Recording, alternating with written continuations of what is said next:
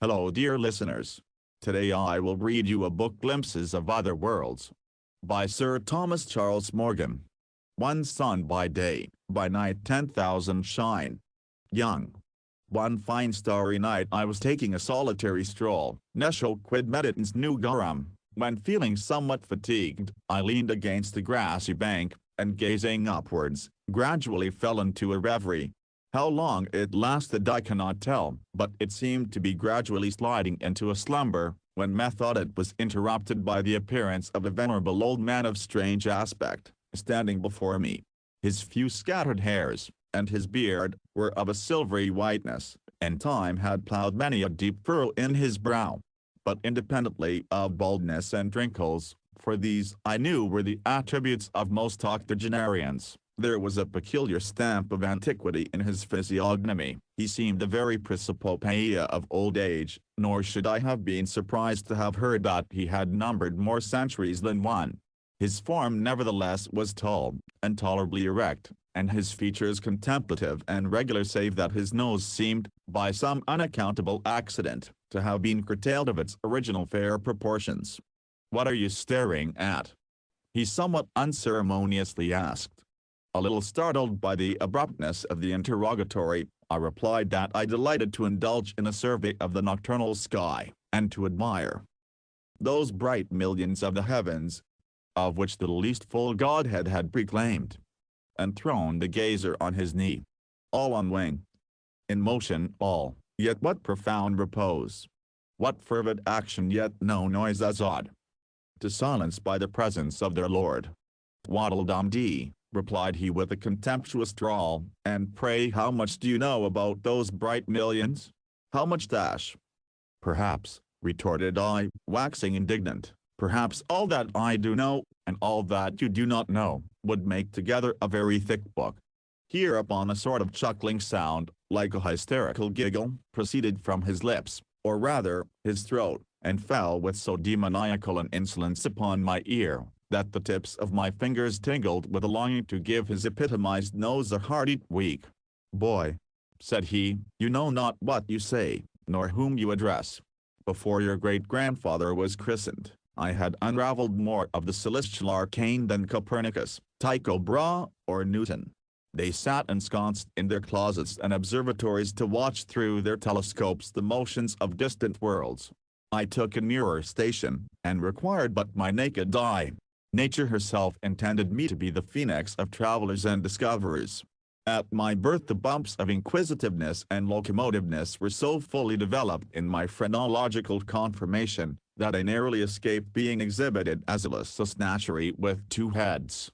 What are all the wanderings of your travelers and navigators compared with my peregrinations? Your travels in Bukhara, forsooth, your tours of Spain and Italy, your wanderings in New South Wales, your overland journeys to India, or your over-ice journeys to the North Pole?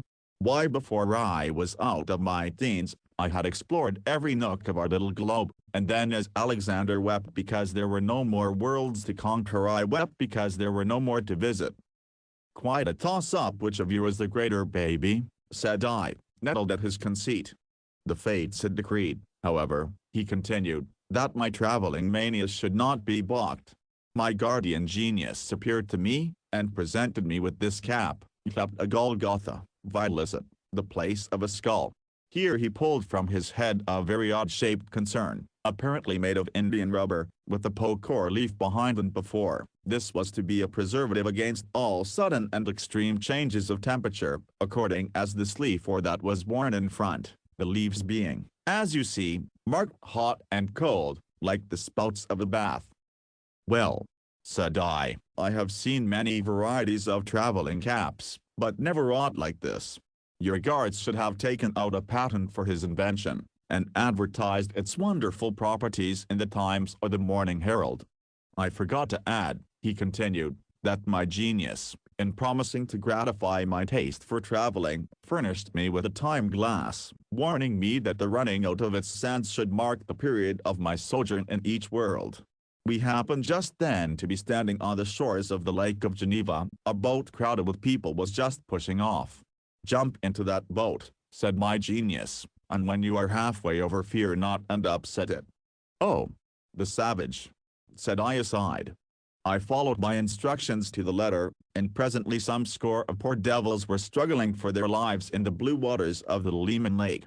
For my own part, I felt myself sinking rapidly through the eddying abyss, deeper and more deep. "Bacillus descens Susaverni," I exclaimed, "you must have thought yourself in a fair way indeed of visiting another world." "For myself," he replied, "I had little apprehension, but I much fear my ill-fated fellow passengers very soon found themselves in a world, which amid all my various pilgrimages I have not yet visited. Ere long, I reached my destination, even the interior of our own earth, a world undreamed of by the most fanciful of our theorists, unsuspected by the profoundest of our philosophers, though we have carried it in our bosom since first our orb was sent whirling through space. And yet is its existence anything to be marveled at? Shall each drop of water teem throughout with life and motion, while the globe itself is animated but at its external shell?" "Pshaw," said I somewhat impatiently, "a truce to philosophizing. Tell me what you saw. What were the inhabitants like? Anthropophagi, and men whose heads do grow beneath their shoulders?" "Not at all," he replied. "They very much resemble ourselves, perhaps a better-looking race of men.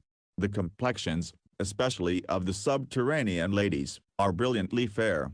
There is no sun to scorch by day, nor moon to smite by night." "Faith," said I, "notwithstanding the resulting improvement to the complexions of the natives, I can scarcely conceive the absence of those luminaries a mighty blessing."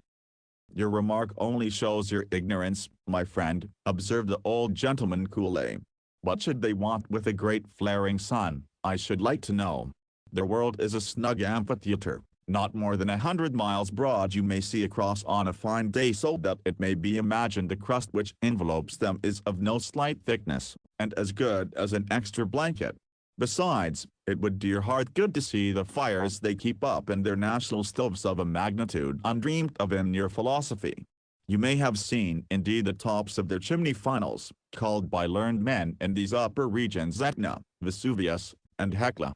When that mighty eruption buried in ruins the cities of Herculaneum and Pompeii, the innocent subterranean natives had only piled on a few additional sticks to commemorate the birth of an heir apparent to the throne." "By Jupiter! Then," exclaimed I, "it is to be hoped you gave them a hint to make no more such bonfires. What may be sport to them is death to us. But tell me, how do they manage to illumine your lower world?" "It illuminates itself," he replied, "without the aid of sunbeams or gas pipes, oil lamps or tallow candles. The whole arched ceiling of the internal empire is studded with diamonds, carbuncles, and the rarest gems, while in the midst is suspended a colossal chandelier of one entire and perfect chrysolite, which emits and reflects a splendor that would dim the glories of our meridian sun." "Still," said I, "this artificial glare must be very inferior to our glorious sunshine." "All moonshine," returned he contemptuously. "Verily, in this fair and happy world my time sped on rapid wings. But do not laugh at me. Shall I confess my weakness? I fell in love. Ere I was on my guard, the bright form of a subterranean houri captivated my too susceptible heart. Ah! She was in truth passing lovely, such as your gross senses can never picture. Her soft eyes of cerulean blue, her skin whiter than drifted snow, and smooth as monumental alabaster, her lips as red as a peony, and her hair as dark and glossy as Warren's blacking." I chimed in, cutting short the matter, for the old beau was getting intolerably commonplace and sentimental. "There are similes for your paragon of loveliness. I haven't a doubt she was excessively pretty, but pray spare me the detail of her charms." "So be it, then," said he, sighing most heartbreakingly, from the very depths of his stomach. "It is very certain I was an egregious ass thus to plunge head over ears in love. Full well I knew that the years of my brief sojourn were numbered from the beginning. The sands of my glass had already well nigh run out, and my genius appeared to prepare me for my departure. Mine was indeed a cruel, but inevitable lot. I beheld my lady love for the last time. Our interview was heartrending. We bade each other a long and agonizing farewell, and exchanged vows of eternal love, and locks of hair. My genius reconducted me to these upper regions, through a well-concealed trapdoor, which opens among the newly discovered caves near Mitchellstown, county of Cork, Ireland. "I dare say," was my most unfeeling remark, "you were extremely glad to return, and quickly forgot your vows and your lady love." "You do me grievous wrong," he replied with earnestness. "Those scenes, that face, though full more than a century has since elapsed, still live vividly in my recollection. The hallowed form is ne'er forgot, which first love traced.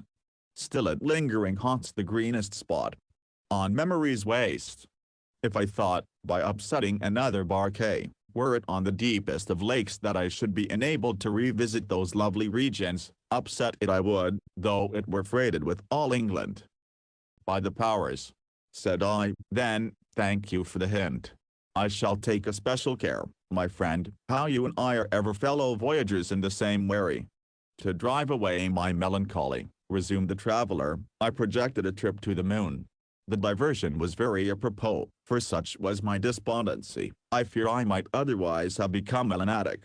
My indefatigable genius speedily provided me with the mode of conveyance in the shape of an hydro-safety high-pressure steam balloon, of 1001 elephant power. Accordingly, on a fine evening in the merry month of May, I set out on my aerial voyage, with a fair breeze, high spirits, and 3 days' prog. At daybreak on the third morning the pale cliffs of the moon hove in sight on my weather bow.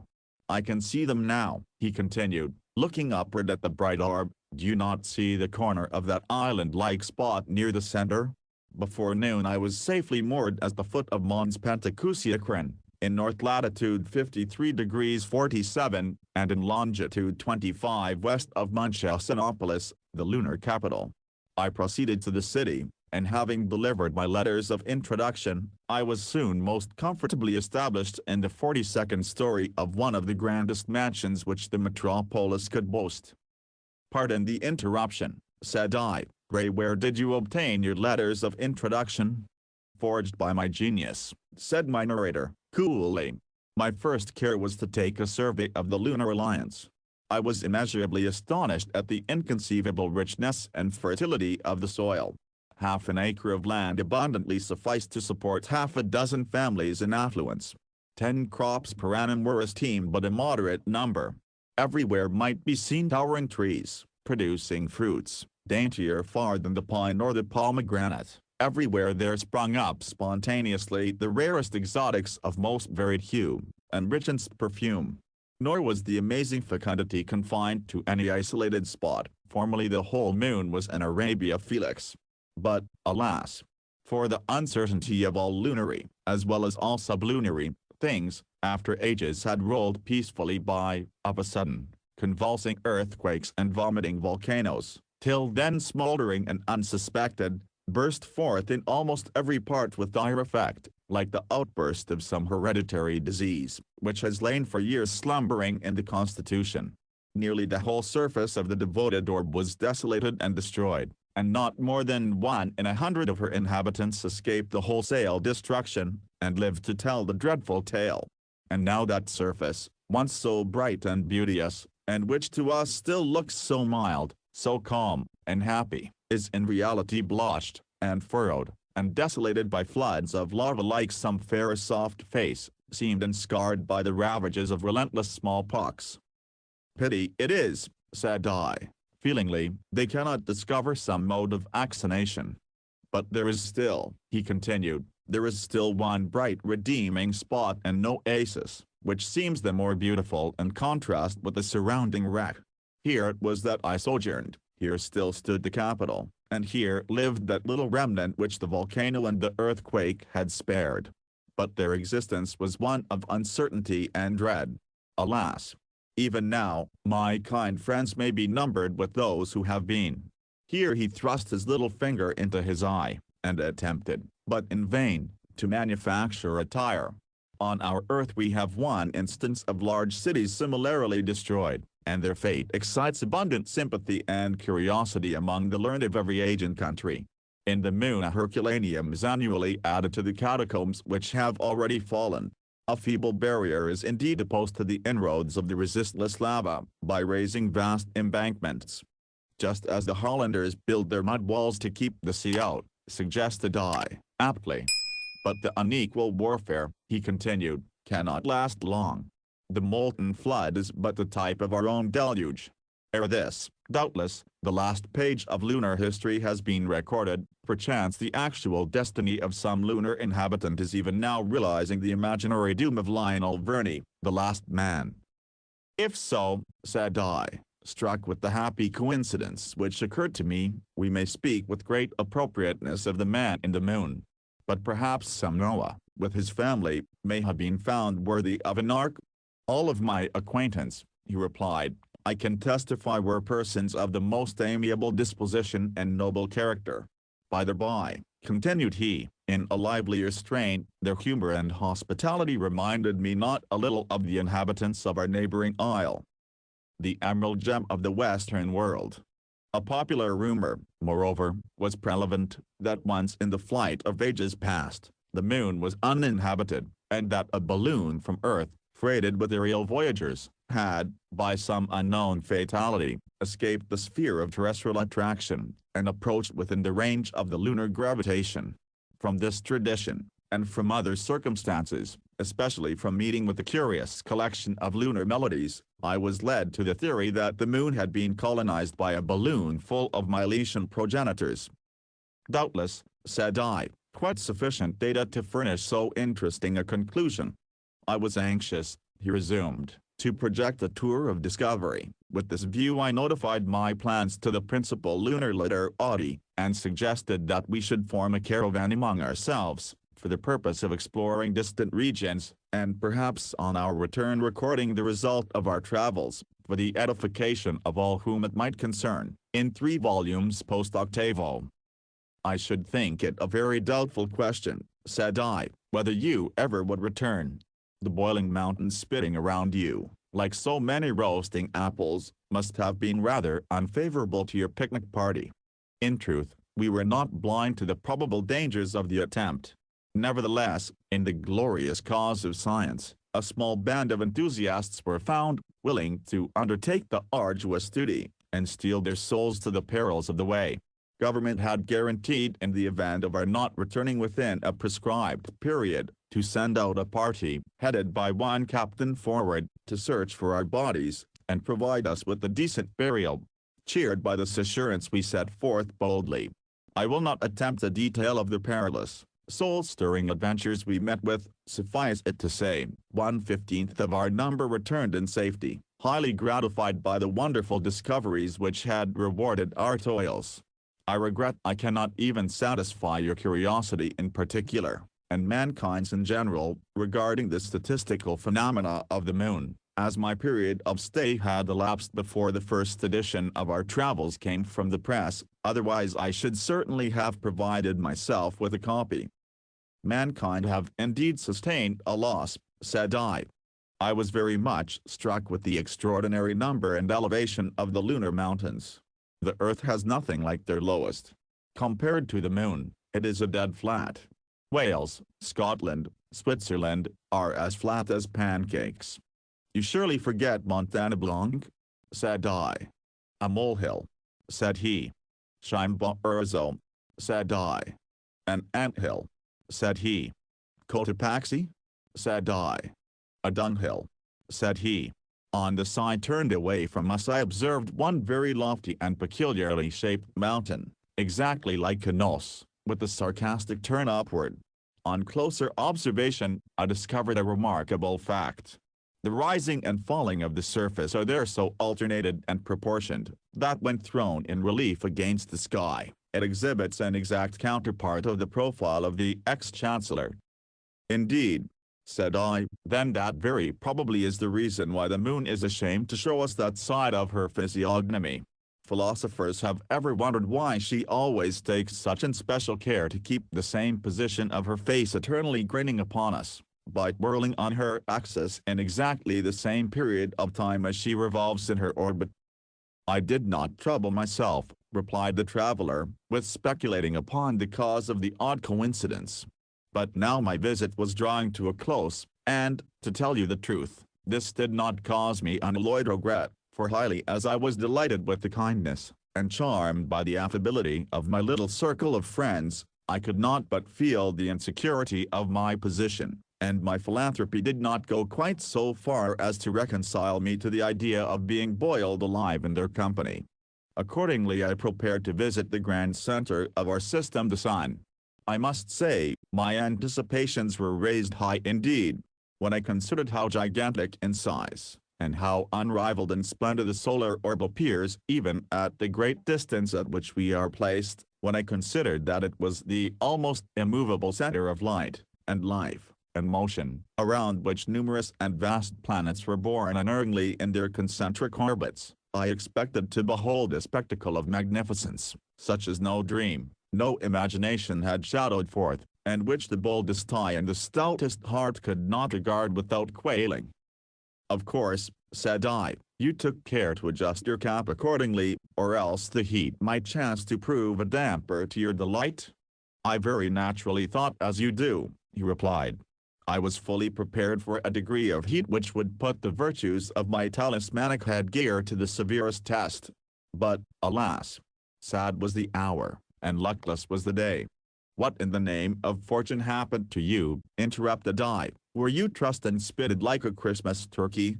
Pray, asked he, abruptly, do you perceive anything peculiar in my face and my features? Why ahem, said I, wishing to shirk the delicate query, really ahem perhaps if I were asked my opinion ahem. I beg you won't mince the matter, said he. Why then, I should ahem very delicately hint that the end of your nasal organ was absent without leave. And how do you suppose I lost it? He asked. Can't guess, said I. Mortified by frost in the sun, he replied.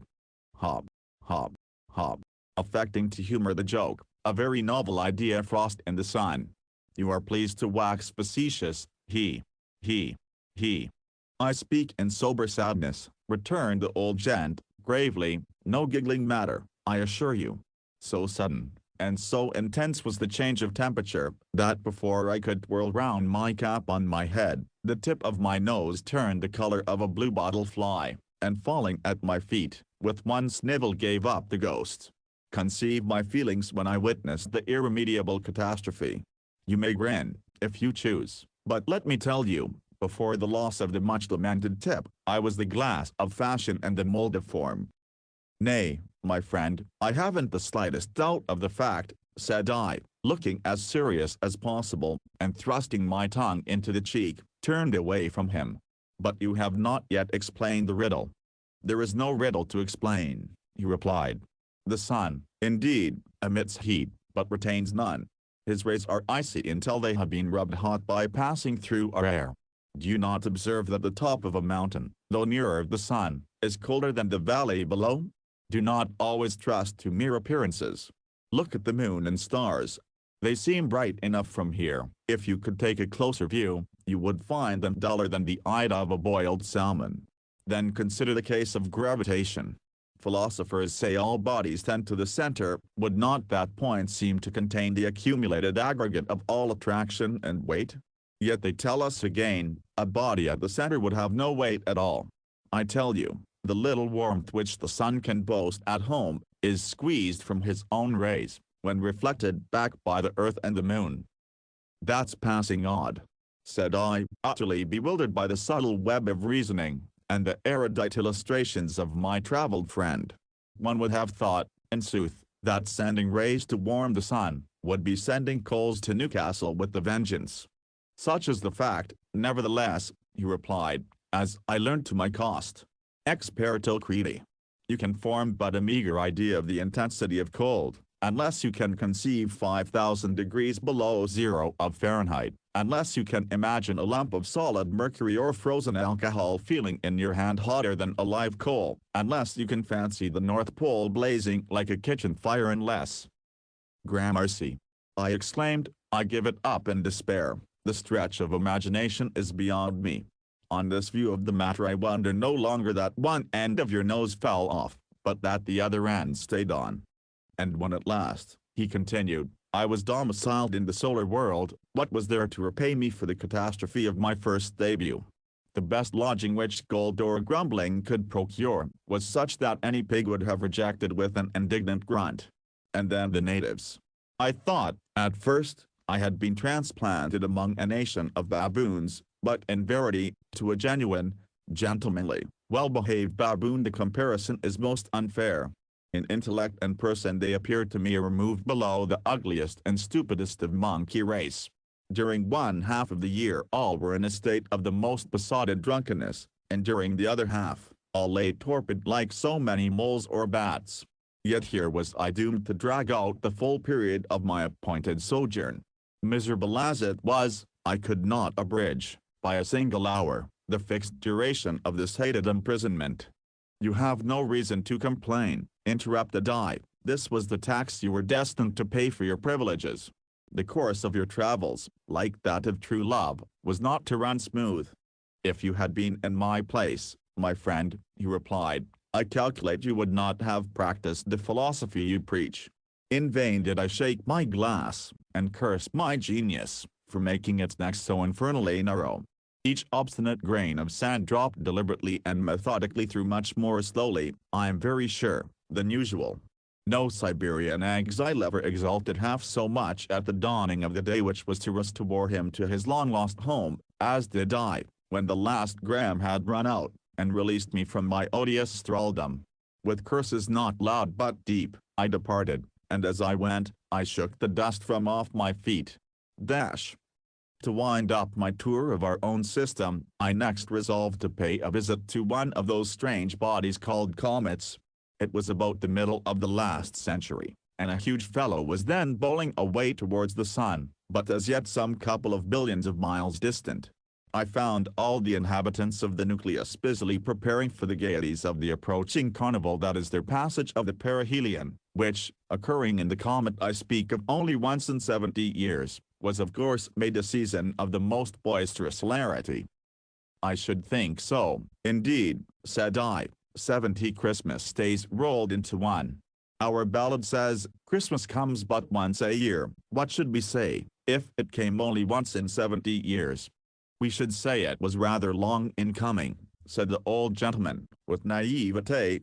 I should mention, moreover, that this was the only holiday kept at all, nor was it less ardently longed for, than chimney sweeps anticipate May Day. During this long period, continued he, they had abundance of time to spin a new tale, the old one having paid toll in the former passage, for, you must know, the sun, as lord of the manor, levies this his tribute in proportion as the comets trespass upon his domain. On we came with the glorious appendage, streaming like a meteor in the troubled space. I will not shock your credulity, by attempting to give an accurate estimate of its computed magnitude.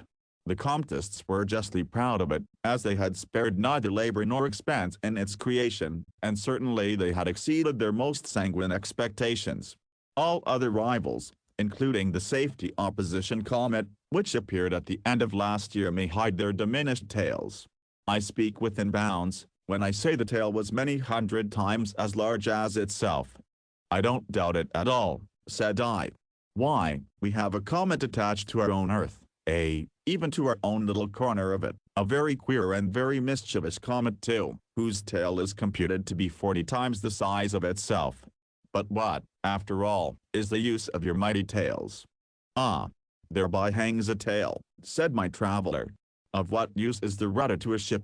Such unsubstantial aerial things are comets, that had it not been for this providential appendage, and for the consummate skill of the cometists themselves, every stray star in the heavens would have jostled us, by his attraction, from our course, and sent us floundering heaven knows whither. I laughed when I thought of your conceited astronomers peeping through their puny telescopes, and calculating the laws of our motion, and the elements of our orbit. With the aid of a file or two of concentrated essence of gravitation, we could accelerate or retard our speed, and with the help of our redoubted tail we regulated our course almost at pleasure. And in what direction did you please to regulate it? At first we steered right for the sun's eye, but apprehending the danger of too close a contact, we suddenly put the helm hard alee, and passed our perihelion at about 2 comets length. For my own part, I found nothing so very delightful in these vaunted halcyon days. It was fiery hot, as you may well imagine, and the sun's atmosphere, being composed of extract of comets' tails, was so close and suffocating, that I fancied, all the time, my head was dipped in a tureen of pea soup. A London fog in November is vacuum compared to it. It only proves, I sagely observed, that the comical natives have the same failings as we earthites. They prize things, valueless in themselves, in proportion to their rarity. I suppose that what they deemed paradise, because it happened once in 70 years, they would have thought purgatory had it happened once a week. I suppose so. Well, the infatuated people reveled in their fancied happiness, little recking of the catastrophe in store for them. All this time, you may be sure, the sun's absorbing powers were not idle. No sooner had we emerged from the soupy atmosphere, whose amazing density had put in requisition our whole stock of quintessence of gravity, to work our way onward, than we found ourselves in a lamentable plight indeed, sweeping through the horizontal misty air, shorn of our tail. So immoderately had the foolish people been intoxicated with their imaginary joy during the continuance of these Saturnalia, that the depression which usually succeeds uncommon excitement would have been sufficient alone to impart a very woebegone expression to the physes of every one. Away then we slunk with our tail between our legs, like— "How now, old gentleman?" said I tartly. "It was but a minute ago you said, that like Bo Peep's sheep, you had left your tail behind you, and now you tell me." "Don't be snappish, my friend," said the veteran, gravely. I spoke but figuratively, to express our consummate discomfiture. And besides we still had a remnant, a small apology for a tail. "Enough to swear by, I suppose," said I. "Yes, but not enough to steer by, as the sequel will show." A cabinet council had been convened in our emergency, and a venerable elder, whose thin hairs, 12 passages of the perihelion had silvered, was impressively haranguing his listening brethren. I found that the whole upshot of his eloquent discourse was to beseech them not to lose an hour in spinning a new tale. In the midst of his address an interruption occurred. "Planet ahead!" shouted the astronomer on the lookout, at the mizentop of the observatory. "Planet ahead!" echoed the first lieutenant. Forthwith all was confusion and dismay, scampering hither and thither, everyone speaking, no one listening. I was cool as a cucumber, but joined in the row through sympathy. During the confusion I took an opportunity of peering through the gigantic National Telescope, whose powerful optics had detected the dreaded object, and sure enough I saw, apparently not very far distant, a huge leviathan of space, accompanied by 4 smaller fry, dancing as if they were mad through the regions of vacuity. I was presently informed that this was the planet Jupiter, with his 4 attendant moons, and that the Astronomer Royal had just announced, as the result of his calculations, that according to our respective courses, we bade fair, in the space of a few hours, to come with a deuce of a bump against the very heart of the planet.